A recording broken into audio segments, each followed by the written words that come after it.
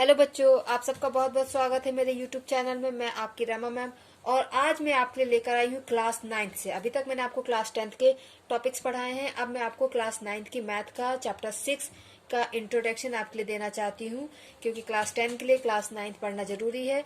और इस इंट्रोडक्शन में आपके लिए कुछ 6th 7th क्लास और 8th क्लास के भी कुछ टर्म्स हैं जो कवर करूंगी, जिससे आपको क्लास 9th में और 10th में पढ़ने में कोई प्रॉब्लम ना हो। तो चलिए कुछ बेसिक टर्म्स हम देख लेते हैं। ओके, तो फर्स्ट हमारा पॉइंट है रे। रे क्या होती है? A ray is a part of a line which has a fixed starting point but no end point. Means एक रे ऐसी लाइन होती है जिसका एक स्टार्टिंग पॉइंट होता है लेकिन उसका एंड पॉइंट नहीं होता है। ओके, अब मैं आपको ये चीज फिगर से समझाती हूँ। देखिए, ये पॉइंट हो गया स्टार्टिंग पॉइंट, ठीक है। अब इस स्टार्टिंग पॉइंट से हमने इस तरीके की जो लाइन खींची और हमने ये बना दिया, तो इसको हम कहेंगे कि ये एक रे है, ठीक है। इसका स्टार्टिंग पॉइंट ओ हो गया और इसका ये पॉइंट हो गया ए। यहाँ पे ये स्टार्टिंग पॉइंट तो इसका हमेशा फिक्स रहता है, लेकिन ये दूसरा पॉइंट जो होता है ये कभी एंड नहीं होता। आप इसको जितना चाहो उतना आगे एक्सटेंड कर सकते हो, ठीक है। एक ट्रायंगल में या एक एंगल में उसका जो वर्टेक्स होता है वो उसका स्टार्टिंग पॉइंट होता है और ये जो लाइन होती है वो उसकी रे होती है। तो हम दो रे से मिला के एक एंगल भी बना सकते हैं। तो यहाँ से आपको क्लियर हो गया होगा कि एक रे क्या होती है। रे का एक स्टार्टिंग पॉइंट होता है जो फिक्स होता है और दूसरा पॉइंट जो होता है उसको हम जितना चाहे उतना आगे एक्सटेंड कर सकते हैं। ओके, तो आपको रे क्लियर हो गया। अब हम दूसरे पॉइंट पे आते हैं, that is your line. Okay, so next point है हमारा लाइन। यूक्लिड ने डिस्क्राइब किया है कि लाइन एक ब्रेथलेस लेंथ होती है। A line has breathless length, means length तो होती है लेकिन उसमें ब्रेथ नहीं होती है। A line represent straight objects, जो भी स्ट्रेट ऑब्जेक्ट होते हैं, सीधे ऑब्जेक्ट होते हैं, जैसे कि हमारा पेन हो गया, ठीक है। तो ऐसे स्ट्रेट ऑब्जेक्ट्स को रिप्रेजेंट करती है एक लाइन, या एक लाइन रिप्रेजेंट करती है ऐसे स्ट्रेट ऑब्जेक्ट्स को जिसके कोई भी कर्वेचर नहीं होता, मीन्स जिसमें किसी प्रकार का कोई मोड़ नहीं होता है, ठीक है। जैसे पत्तियां होती हैं उनमें एक कर्व होता है, प्लेट्स होती है वो कर्व्ड होती है। तो ऐसी ऑब्जेक्ट्स जो स्ट्रेट होते हैं जिनमें कोई भी कर्वेचर नहीं होता है, with negligible width and depth, जिसमें ना के बराबर उनकी चौड़ाई या गहराई होती है। हमें जैसे हमने एक पेज लिया, ठीक है। इस पेज में क्या है कि ये इसकी लेंथ हो गई, ठीक है, ये इसकी क्या हो गई, लेंथ।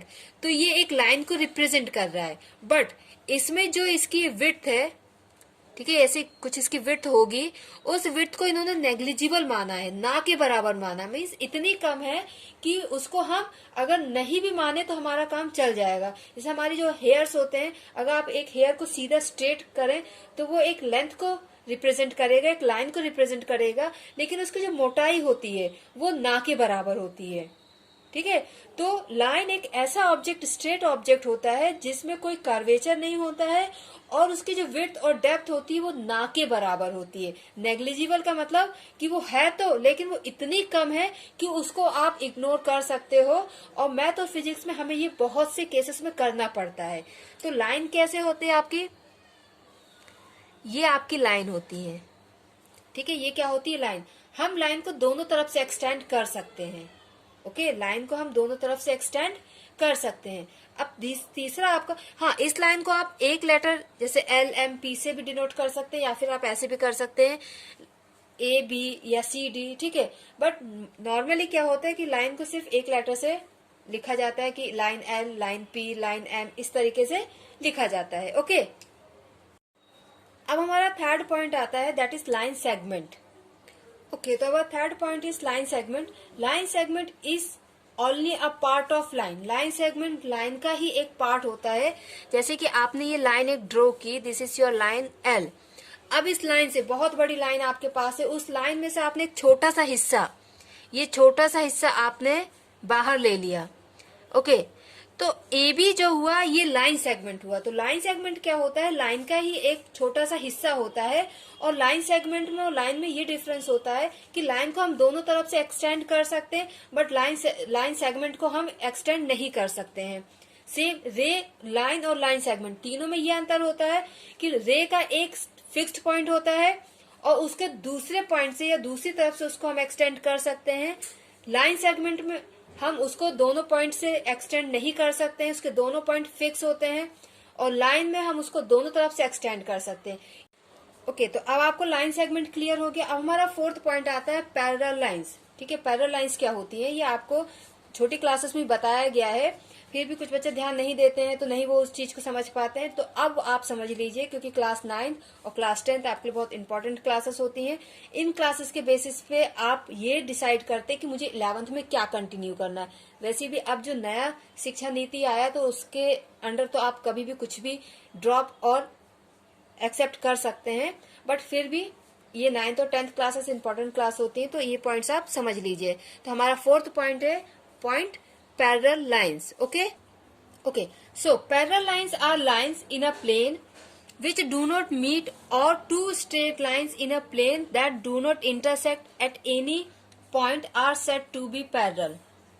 प्लेन का मतलब होता है इस तरीके से जो चीजें होती हैं उनको हम प्लेन बोलते हैं। जैसे आपका फर्श हो गया वो प्लेन होता है, आपकी छत का फर्श हो गया वो प्लेन होता है। ठीक है, तो प्लेन पे दो ऐसी लाइन जो कभी भी आपस में मिलती ना हो, ठीक है, किसी भी प्लेन पे किसी भी फर्श पे ऐसी दो लाइन जो आपस में कभी मिलती ना हो, या फिर दो स्ट्रेट लाइन जो कभी एक दूसरे को इंटरसेक्ट ना करती हो, मीन्स एक दूसरे को क्रॉस ना करती हो, तो ऐसी दो लाइंस को हम पैरेलल लाइंस कहेंगे। जैसे आपने अगर ये लाइन ड्रॉ की है, फर्स्ट डेफिनेशन के अकॉर्डिंग ये आपने दो लाइन ड्रॉ की है L एंड M, आप इनको कितना भी, चाहे इस तरफ से एक्सटेंड करो चाहे इस तरफ से एक्सटेंड करो, आप कितना भी एक्सटेंड करोगे ये कभी एक दूसरे से मिलेंगी नहीं, डू नॉट मीट, ये कभी भी नहीं मिलेंगी।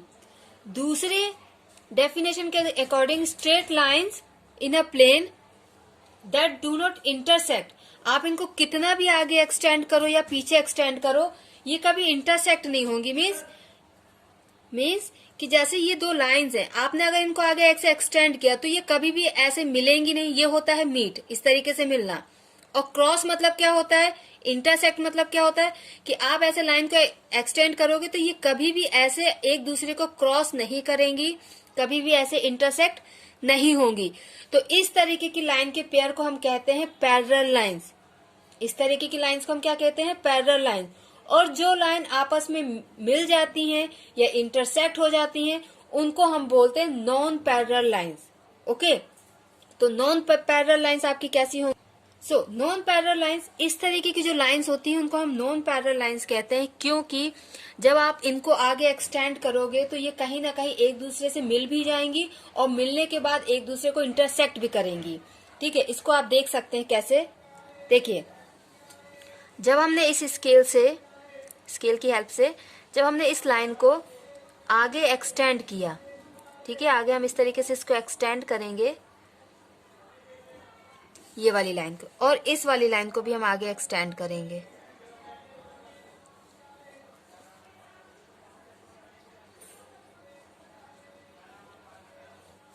तो पहले तो ये दोनों लाइन क्या हो रही है कि इस पॉइंट पे एक दूसरे से मिल रही हैं, ठीक है, दे मीट ईच अदर। और अगर हमने इनको और एक्सटेंड किया, अगर हमने इन लाइन को और ज्यादा एक्सटेंड किया तो ये एक दूसरे को इस तरीके से क्रॉस भी करेंगी, तो ये लाइन आपकी कहलाएंगी नॉन पैरेलल लाइन। क्लियर? तो आपको parallel line and non parallel line दोनों में डिफरेंस समझ में आ गया। अब हमारा नेक्स्ट पॉइंट है ट्रांसवर्सल। ट्रांसवर्सल लाइन क्या होती है, क्योंकि ये बहुत इंपॉर्टेंट पॉइंट्स है। अगर इनको आप समझ लेंगे तो आपको ज्योमेट्री भी अच्छे से समझ में आएगी और 9th और 10th दोनों क्लास आपके लिए थोड़ा इजी हो जाएंगी। ओके, सो ट्रांसवर्सल लाइन क्या होती है? A transversal is a line that crosses at least to other lines. Transversal एक ऐसी लाइन होती है जो कम से कम दो लाइनों को क्रॉस करती हो, कम से कम दो लाइन। मीन्स आपने ये दो लाइन बनाई है, ठीक है, इन दो लाइन को इस लाइन ने क्रॉस किया है, ठीक है, इन दो लाइन को ये वाली लाइन ने क्रॉस किया है। तो ये वाली जो लाइन है, ठीक है, ये आपकी जो ब्लैक कलर की लाइन है, इसने इन दो रेड कलर की लाइन को क्रॉस किया है। तो ये रेड कलर की लाइन तो आपकी पैरेलल लाइन दिख रही है और ये वाली लाइन आपकी ट्रांसवर्सल लाइन हो गई। उन्होंने बोला कम से कम दो लाइन होना चाहिए, मतलब अगर दो से ज्यादा हुई तीन, और उन तीन लाइन को भी अगर कोई एक लाइन इस तरीके से क्रॉस कर रही है, ऐसे भी कर सकती है और ऐसे भी कर सकती है, ठीक है, जैसे ये 3 लाइन है, तो सिर्फ जरूरी नहीं है कि इस तरीके से ही हो, इस तरीके से भी हो सकता है। तो ये जो लाइन होगी ये आपका ट्रांसवर्सल लाइन है, ये आपका क्या है, ट्रांसवर्सल लाइन। और ऐसा कुछ फिक्स नहीं है कि ट्रांसवर्सल लाइन सिर्फ पैरेलल लाइंस को ही क्रॉस करेगी, ये नॉन पैरेलल लाइंस को भी क्रॉस करती है। ठीक है, आपकी जो 2 नॉन पैरेलल लाइंस है इनको भी ट्रांसवर्सल इस तरीके से क्रॉस करती है। तो ट्रांसवर्सल एक वो लाइन होती है जो कम से कम 2 पैरेलल और नॉन पैरेलल कैसी भी लाइन हो उनको क्रॉस करती है, उस लाइन को हम ट्रांसवर्सल कहते हैं। क्लियर? तो अब यहाँ पे आप देखिए कि यहाँ पे एक पैरेलल लाइन से L एंड M, इसको एक ट्रांसवर्सल लाइन P ने क्रॉस किया है, तो एक ये फिगर आपका बन गया है। जब इस तरीके से होता है कि जब 2 पैरेलल लाइंस को एक ट्रांसवर्सल क्रॉस करता है, इंटरसेक्ट करता है, तो उसके बाद ना बहुत सी नई चीजें आती हैं। वो चीजें ये हैं कि देखिए यहाँ पे बहुत सारे एंगल बनेंगे, हम इनकी नेमिंग 1 2 3 में कर देते हैं। Angle 1, angle 2, angle 3, angle 4, angle 5, angle 6, angle 7 and angle 8। अगर नंबरिंग में हम इस तरीके से इनकी नेमिंग करेंगे तो हमको समझाने में आसानी होती है, इसलिए ये थोड़ा सही तरीका मुझे लगता है। देखिए, तो 2 पैरेलल लाइंस को एक ट्रांसवर्सल लाइन ने क्रॉस किया, उसकी वजह से हमें 8 एंगल्स मिल गए हैं। ठीक है, 1 2 3 4 5 6 7 8, ये 8 एंगल्स हमको मिल गए हैं। 1 2 3 4 5 6 7 8। अब इन 8 एंगल्स के 2 एंगल करके या 4 एंगल करके कुछ नेमिंग की गई है। तो वो नेमिंग क्या होती है? देखिए, फर्स्ट तो होता है लीनियर पेयर। ठीक है, एक बनता है लीनियर पेयर। ये जो मैं आपको समझा रही हूँ ये नॉन पैरेलल लाइंस के साथ भी होता है, बट उसमें थोड़े से चेंजेस आते हैं, तो नॉन पैरेलल लाइंस के साथ भी मैं आपको समझाऊंगी। फर्स्ट आता है लीनियर पेयर। देखिए, लीनियर पेयर एक ऐसा पेयर होता है 2 एंगल्स का जिनका सम 180 होना चाहिए, लेकिन वो 180 एक स्ट्रेट लाइन के बाद ही होना चाहिए, क्योंकि सम 180 तो किन्हीं भी 2 एंगल्स का हो सकता है, अपोजिट एंगल्स भी हो सकते हैं, बट लीनियर पेयर की खासियत ये होती है। सो linear pair of angles is found when 2 lines intersect. ठीक है, लीनियर पेयर के एंगल्स तब बनते जब 2 लाइन आपस में इंटरसेक्ट होती हैं। तो थोड़ा ध्यान से देखिए आप, ये लाइन L पे लाइन P इंटरसेक्ट हुई है, लाइन L पे लाइन P इंटरसेक्ट हुई है सिर्फ यहां तक। ठीक है, ये इस तरीके से।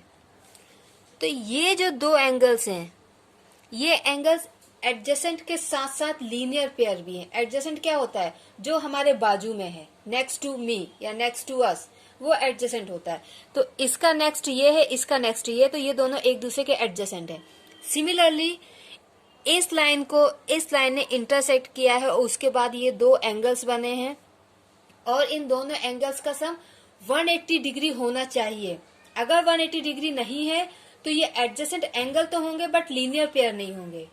ठीक है, क्योंकि एडजेसेंट एंगल के लिए तो ये भी होगा, ये इसका इस एडजेसेंट है और इसका ये एडजेसेंट है, लेकिन इन दोनों का सम 180 तो नहीं है।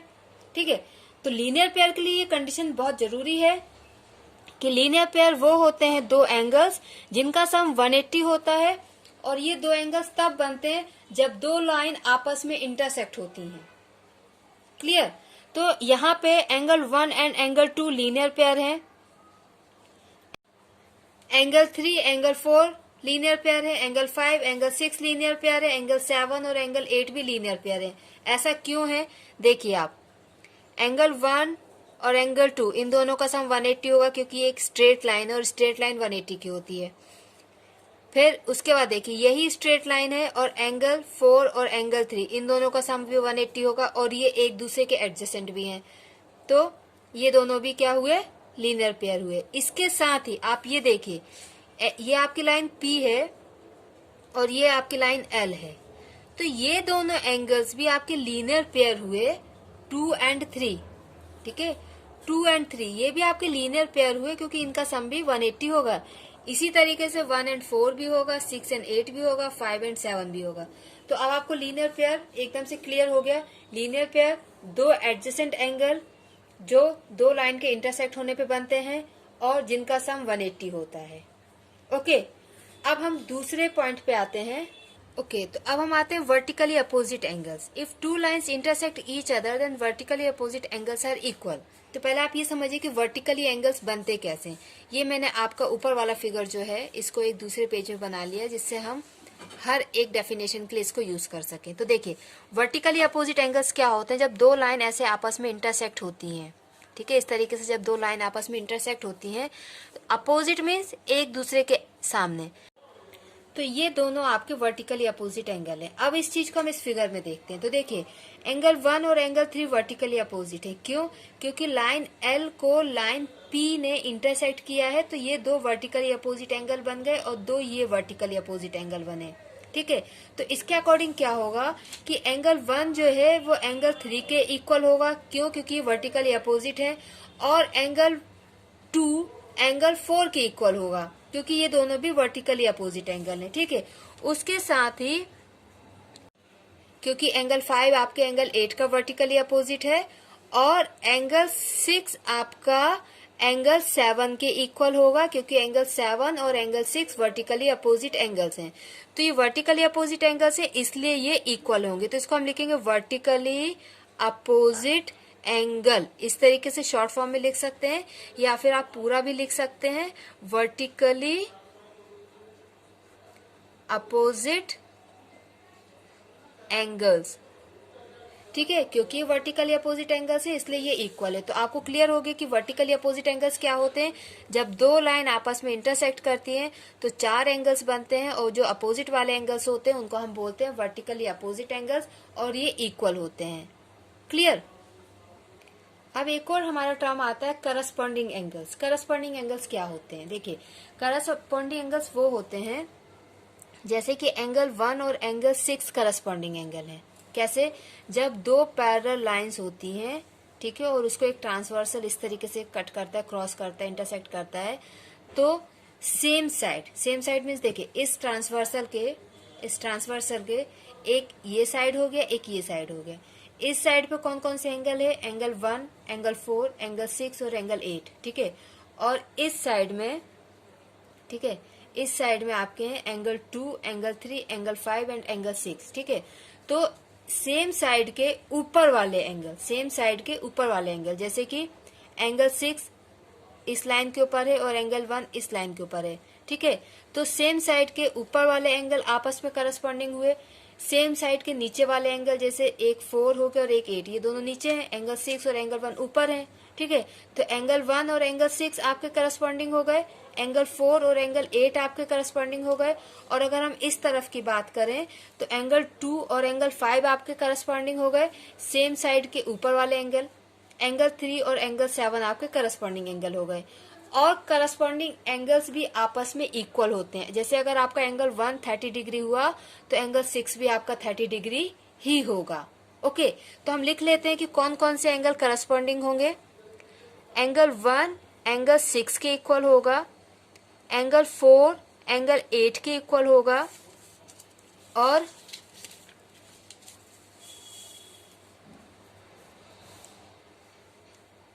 एंगल 2 एंगल 5 का करस्पॉन्डिंग है, एंगल 3 एंगल 7 का करस्पॉन्डिंग है। इसलिए ये इक्वल होंगे, क्योंकि ये करस्पॉन्डिंग एंगल्स हैं, इसलिए ये इक्वल होंगे। तो आपको समझ में आ गया कि करस्पॉन्डिंग एंगल्स क्या होते हैं और करस्पॉन्डिंग एंगल्स आपस में इक्वल होते हैं। ठीक है, अगर आपको ये चीजें क्लियर हो जाएंगी तो आपको एक्सरसाइज के क्वेश्चंस करना बहुत ही इजी हो जाएगा। करस्पॉन्डिंग एंगल्स आपको क्लियर हो गया। अब हमारा दूसरा जो पॉइंट आता है, next point, alternate angles.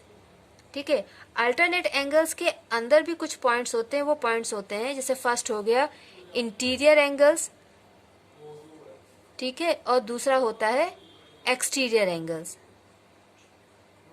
Interior alternate angles, ठीक है, और एक्सटीरियर अल्टरनेट एंगल। तो ये इंटीरियर और एक्सटीरियर क्या होता है और अल्टरनेट क्या होता है, इसको हम समझते हैं। देखिए, ये आपकी दो लाइन से L एंड M, ठीक है, पैरेलल, और उसको P ने आपको इंटरसेक्ट किया तो P आपका ट्रांसवर्सल हुआ। अब देखिए, angle 3 angle 4, angle 6 and angle 5 ये आपके इंटीरियर एंगल्स हैं। क्यों? क्योंकि ये लाइन एल और एम के अंदर बने हुए हैं, तो ये आपके इंटीरियर एंगल्स हुए, ठीक है। और angle 1, angle 2, angle 8 and angle 7 ये आपके एक्सटीरियर एंगल हैं, क्योंकि ये इन दोनों लाइन के बाहर वाले पार्ट में बने हुए हैं, ठीक है। तो इंटीरियर एंगल क्या होते हैं? जो दोनों लाइन के अंदर बनते हैं, और एक्सटीरियर एंगल जो दोनों लाइन के बाहर बनते हैं। तो ये हो गए आपके इंटीरियर और एक्सटीरियर एंगल। अब अल्टरनेट एंगल क्या होता है? जो आपका ट्रांसवर्सल होता है, ये आपका ट्रांसवर्सल हुआ, तो ट्रांसवर्सल के एक एंगल इस तरफ होगा और दूसरा एंगल इस तरफ होगा। जैसे करस्पॉन्डिंग में क्या हो रहा था कि दोनों एंगल इस तरफ थे, ठीक है। लेकिन अल्टरनेट में क्या होता है, एक आपका इस तरफ होता है और एक इस तरफ होता है। अल्टरनेट का मतलब ये होता है ना, इन प्लेस ऑफ अदर, ठीक। तो एक एंगल इस तरफ और एक इस तरफ, उसमें फिर इंटीरियर और एक्सटीरियर देखा जाता है। तो ये आपकी लाइन है पी, ये आपकी लाइन पी है। तो एक एंगल 4 हो गया और एक एंगल 5, ये दोनों ही इंटीरियर एंगल है और ये दोनों ही अल्टरनेट एंगल है। तो इनको हम कहेंगे इंटीरियर अल्टरनेट एंगल्स, ठीक है। एक ही लाइन के एक इस तरफ और एक इस तरफ, एक ऊपर वाला एक नीचे वाला, ठीक है। So angle 4 is equal to angle 5, हम इसको ऐसे लिखेंगे, angle 4 is equal to angle 5, angle 3 is equal to angle 6। ये इंटीरियर अल्टरनेट एंगल्स हैं, interior alternate angles, clear. And angle 7 is equal to angle 1, angle 8 is equal to angle 2, ठीक है। Angle 7 is equal to angle 1, angle 8 is equal to angle 2। ये आपके exterior alternate angles हैं, exterior alternate angles.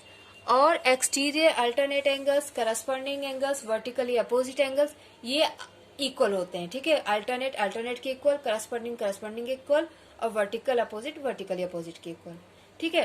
तो इस प्रकार से vertically opposite angles इस फिगर के रिस्पेक्ट में आप समझिए, angle 1 is equal to angle 3, angle 2 is equal to angle 4, angle 5 is equal to angle 8, angle 6 equal to angle 7, vertically opposite. Corresponding angles, angle 1 is equal to angle 6, angle 4 is equal to angle 8, angle 2 is equal to angle 5, angle 3 is equal to angle 7. Then alternate interior, angle 4 is equal to angle 5, angle 3 is equal to angle 6, angle 1 is equal to angle 7, angle 2 is equal to angle 8. ये आपके alternate हो गए, okay. अब हमारा next point क्या होगा? Okay, तो हमारा नेक्स्ट पॉइंट है को इंटीरियर एंगल्स। जैसे अल्टरनेट इंटीरियर और अल्टरनेट एक्सटीरियर होता है, वैसे ही को इंटीरियर और को एक्सटीरियर एंगल्स भी होते हैं। तो ये क्या होते हैं? देखिए, जैसे कि मैंने आपको बताया इंटीरियर और एक्सटीरियर एंगल्स क्या होते हैं।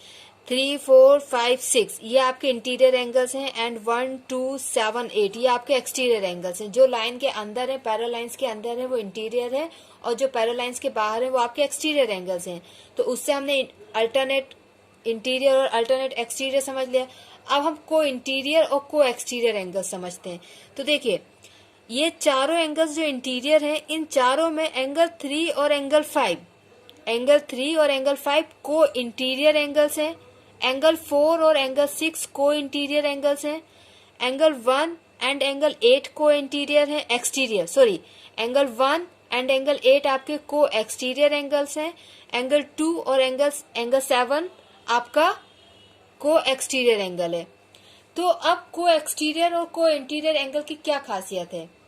ये आपस में इक्वल नहीं होते हैं। जैसे करस्पॉन्डिंग एंगल आपस में इक्वल होते हैं, आपके वर्टिकली अपोजिट इक्वल होते हैं, अल्टरनेट एंगल आपके इक्वल होते हैं, बट को इंटीरियर और को एक्सटीरियर आपके इक्वल नहीं होते हैं, ये सप्लीमेंट्री होते हैं। सप्लीमेंट्री मीन्स इन दोनों का सम 180 होता है, जैसे कि लीनियर पेयर में होता है, ठीक है।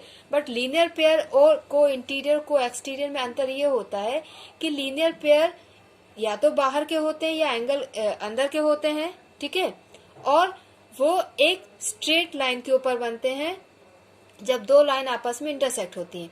और को एक्सटीरियर और को इंटीरियर कब बनते हैं? जब दो पैरेलल लाइंस, ठीक है, जब दो पैरेलल लाइंस एक ट्रांसवर्सल से इंटरसेक्ट होती है, तब को इंटीरियर और को एक्सटीरियर एंगल्स आपके बनते हैं। ठीक है, नॉन पैरेलल में भी बनते हैं, लेकिन उसमें केस थोड़ा अलग होता है, वो मैं आपको समझाऊंगी। अभी हम पैरेलल वाला केस देख लेते हैं क्या होता है। तो यहाँ पे एंगल 3, एंगल 4, एंगल 6 और एंगल 5 ये इंटीरियर एंगल्स हैं, जिसमें से एंगल 3 एंड एंगल 5 आपके को इंटीरियर हैं। तो इसका मतलब क्या होगा, angle 3 plus angle 5 is equal to 180 means supplementary. Similarly angle 4 plus angle 6 is equal to 180। ठीक है, क्यों होंगे ये 180? Because they are co interior angles, क्योंकि ये को इंटीरियर एंगल्स हैं, इसलिए इन दोनों का सम 180 होगा। जब हम क्वेश्चन सॉल्व करते हैं तो हमें ये सारी प्रॉपर्टीज का वहां पे यूज करना होता है, इसलिए ये समझना बहुत जरूरी है। अब हम देखते हैं को एक्सटीरियर एंगल्स। तो यहाँ पर क्या है कि एंगल 1 और angle 8 and angle 2 and angle 7 इनका सम 180 होगा। क्यों? क्योंकि ये को एक्सटीरियर एंगल्स हैं। ये क्या है? को एक्सटीरियर एंगल्स। तो आपको को इंटीरियर एंड को एक्सटीरियर एंगल्स क्लियर हो गया है। ठीक है, तो वर्टिकली अपोजिट, करस्पॉन्डिंग, अल्टरनेट, को interior exterior and alternate interior exterior, आपको ये सारे एंगल्स क्लियर हो गए। अब मैं आपको ये समझाने की कोशिश कर रही हूँ कि यहाँ पे अगर हमें इन जो हमने अभी तक पढ़ा है इनका क्या यूज है। तो देखिए, अगर आपको ऐसा कोई क्वेश्चन दे दिया है कि लाइन एल एम के पैरेलल है और ये एक लाइन पी है जो ट्रांसवर्सल है, और एंगल सिर्फ ये वाला एंगल आपको 30 डिग्री दे दिया है। अब आपको उन्होंने बोल दिया कि सारे एंगल्स आप फाइंड आउट कीजिए कि कितने क्या डिग्री के होंगे। तो देखिए, आप जो अभी तक आपने पढ़ा आप उसकी हेल्प से ये इजीली कर सकते हैं। क्यों? क्योंकि अगर ये आपका 30 डिग्री है, पहले तो आप क्या करेंगे कि सबसे पहले इनकी नेमिंग कर देंगे, या तो आप ABCD से कर दीजिए या फिर 1 2 3 से कर दीजिए। मुझे नंबरिंग से नेमिंग करना ज्यादा इजी लगता है। तो ये मेरा एंगल 1 हो गया, ये 2 हो गया, ये 3 हो गया, this is 4, this is 5, this is 6 and this is 7। अब मैं इस एक एंगल की मदद से बाकी एंगल कैसे निकालती हूँ। देखिए, एंगल इसका भी मैं एक नाम दे देती हूँ, इसको 8 कर देती हूँ, दिस इज एंगल 8। ओके, तो एंगल 8 जो होगा वो एंगल 2 के बराबर होगा। क्यों? क्योंकि ये वर्टिकली अपोजिट एंगल है। ठीक है, ये क्या है? Vertically opposite angle. तो यहाँ पे हमने वर्टिकली अपोजिट एंगल की प्रॉपर्टी यूज कर ली। ठीक है, एंगल 2 एंगल 5 के बराबर होगा। Angle 2 is equal to angle 5। क्यों? क्योंकि ये अल्टरनेट इंटीरियर एंगल है। ठीक है, अल्टरनेट इंटीरियर एंगल्स हैं। यहाँ पे आपने अल्टरनेट इंटीरियर एंगल की प्रॉपर्टी यूज की। Then angle 5 is equal to angle 6। ये क्या है? वर्टिकली अपोजिट है। ठीक है, वर्टिकली अपोजिट एंगल। इसके बाद एंगल 6 एंगल 2 के, तो हम 2 पहले ही निकाल चुके हैं। ठीक है, एंगल 6 एंगल 5 के, एंगल 5 हमारे पास पहले से, angle 5 is equal to angle 8 वो हमारे पास पहले से है। अब हमने क्या किया कि ये 4 एंगल हमारे पास आ गए हैं। अब हमें ये 4 एंगल निकालने हैं। तो ये हम कैसे निकालेंगे? यहाँ पे हम लिखेंगे कि angle 1 plus angle 8 is equal to 180। क्यों? क्योंकि ये लीनियर पेयर एंगल्स हैं। ये क्या है? Linear pair angles. ठीक है, तो लीनियर पेयर एंगल्स होने के कारण इन दोनों का सम 180 होगा। तो अगर आपका एंगल 8 30 डिग्री है, ठीक है, ये सिर्फ हम मान के चल रहे हैं, ऐसा हमने मेजरमेंट किया नहीं है। ठीक, तो एंगल 8 आपका अगर 30 डिग्री है तो एंगल 1 आपका क्या हो जाएगा? 180 minus 30 degree means angle 1 is equal to 150। ये आपका क्या आ गया? 150। हमने लीनियर पेयर की हेल्प से इसको 150 निकाल लिया। अब क्या है कि एंगल 1 एंगल 4 के बराबर है। Angle 1 is equal to angle 4। Why? Because of corresponding. ये करस्पॉन्डिंग एंगल्स है, इसलिए ये दोनों इक्वल होंगे। तो ये भी हमारा 150 हो जाएगा ना। Angle 4 is equal to angle 7। Angle 4 आपका एंगल 7 के बराबर होगा। ये क्या होंगे? आपके vertically opposite angle, vertically opposite angle. And angle 7 is equal to angle 3। Angle 7 is equal to angle 3 क्या होंगे? ये करस्पॉन्डिंग एंगल्स। क्या होंगे? Corresponding angles. तो देखिए, उन एंगल्स की प्रॉपर्टी की वजह से, उनके नॉलेज की वजह से हमें अगर सिर्फ एक एंगल दिया है तो हम सारे एंगल निकाल सकते हैं। और ये सिर्फ 2 पैरेलल लाइंस नहीं, 3 पैरेलल लाइंस भी आपको दी जाएंगी तो भी आप ये काम कर सकते हैं। जैसे अगर आपको ये 3 पैरेलल लाइंस दी है और एक ट्रांसवर्सल दिया है, तब भी आप ये कर सकते हैं। इसलिए इनका नॉलेज होना जरूरी है। ये चैप्टर 6 में आपको बहुत काम आएगा। और चैप्टर 6 में क्या है ये आप देखिए। चैप्टर 6 में एक चीज और आपको दी है कि अगर कोई एक लाइन, ठीक है, ये लाइन L ये लाइन M के पैरेलल है, ठीक है। Line L is parallel to line M, इसका हम ऐसे लिखते हैं line L is parallel to line M, ठीक है। ये साइन होता है पैरेलल लाइन को शो करने का। तो लाइन क्या है, लाइन M के पैरेलल है, ठीक है, ये आपको दिया हुआ है। अब उन्होंने एक चीज और ऐड कर दी, ये कि line M is parallel to line M is parallel to line N, ठीक है। लाइन L M के पैरेलल है और M N के पैरेलल है। तो इन दो कंक्लूजन से हम ये निकाल सकते हैं, अगर ये आपको गिवन है तो ये हम इसको फाइंड आउट कर सकते हैं कि अगर लाइन L M के पैरेलल है और M N के पैरेलल है तो L जो है वो N के भी पैरेलल होगी, L जो है वो N के भी पैरेलल होगी, ठीक है। समझ में आया? तो इस तरीके से ये तीनों लाइन एक दूसरे के पैरेलल होंगी।